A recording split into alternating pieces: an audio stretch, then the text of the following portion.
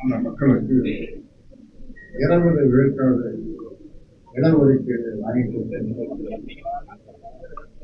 10.5 அந்த மக்களுக்கு செலுத்தவர்கள் ஒரு கடுமையான போராட்டத்தை 10.5 கொடுத்துள்ளே இருக்குமோ கடுமையான போராட்டத்தை தமிழ்நாடு சந்திக்கும். ஒரு கடுமையான போராட்டத்தை நடக்காமல் செய்ய வேண்டியது அரசனுடைய கடமை. 10.5 அறிவிக்க வேண்டும். 4 கிலோமீட்டர் நடந்தே போனோம். ஒவ்வொரு வியாழக்கிழமையும் உங்களை சந்திப்பது வழக்கம். ஆனால் 2 வியாழக்கிழமை 2-3 வியாழக்கிழமை ஆரம்பித்திருக்கிறோம். உங்களை நான் சந்திக்கும் பொழுது எனக்கு ஏற்படுகின்ற மகிழ்ச்சி, நீங்கள் இன்னும் நிறைய கேள்வி கேட்கலையே என்ற கொஞ்சம் கேள்வி 1-2 கேள்வி கேட்டு போயிட்டீங்க அப்படின்ற வருத்தம் அப்பொழுதெல்லாம் எனக்கு ஏற்படுவது.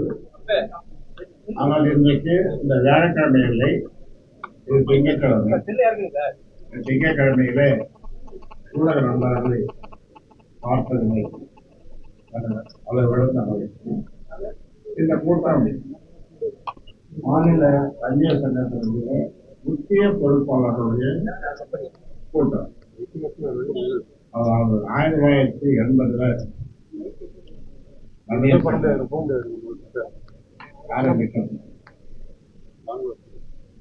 20/6/80 ஆக இத்தனை வருடங்களாக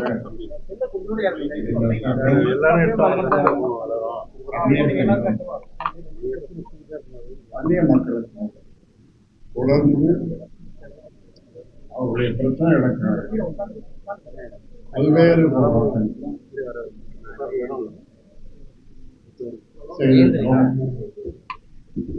அந்த மக்களுக்கு 20 விழுக்காடு இடஒதுக்கீடு வாங்கி கொடுத்து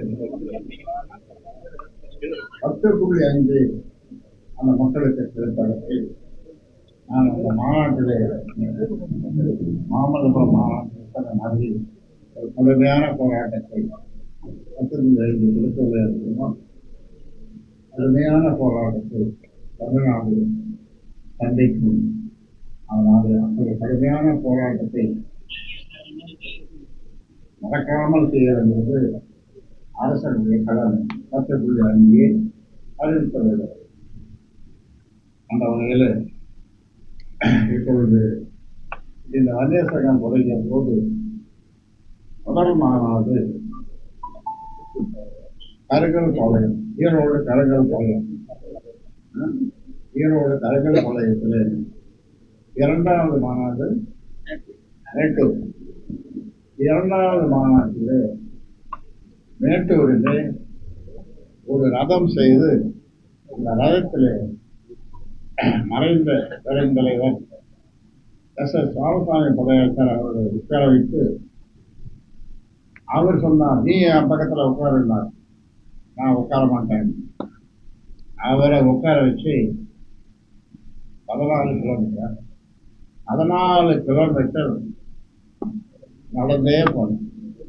அப்பொழுது 14 கிலோமீட்டர் நடந்தே சொல்ல போனா அவர் இந்த ரயத்தில் உட்கார வச்சு இழுத்து போனான்னு சொல்லுவான். வேற பாஷையில சொல்லுவாங்க, வேற மொழியில சொல்லுவாங்க. அந்த அளவுக்கு அவ்வளவு உற்சாகம், அவ்வளவு கூட்டம் அப்பொழுது கருங்கல் பாளையத்திலையும் சரி மேட்டூர்லையும் சரி. அப்பொழுது ஆரம்பிக்கப்பட்டது இந்த வன்னியர் சங்கம். தொடர்ந்து எந்தவித பிசுறும் இல்லாமல், அதாவது சொல்லுவார்கள் சங்கம் என்று சொன்னார்கள், கிராமத்தில் சொல்லுவார்கள் சங்கமமாவது. சங்கம் என்று சொன்னால் சங்கமமாவது, ஒன்று கூடுவது, ஒற்றுமையாக இருப்பது, உரிமைக்காக போராடுவது, அதான் சங்கம். அந்த காலத்திலிருந்து அவர் சொல்லியிருக்காங்க. அவரால் அந்த சங்கமமாவத அந்த அந்த வார்த்தைக்கு ஏற்ப வன்னியர் சங்கம் இன்றைக்கு அதனுடைய செயல்பாடுகள் குறித்து நாங்கள் முடக்குவாதம், மூலம் உள்ளிட்ட நோய்களுக்கு சிறப்பு சிகிச்சை பெற ஸ்ரீவித்யா சித்தா மற்றும் வர்மா மருத்துவமனை, அரியலூர்.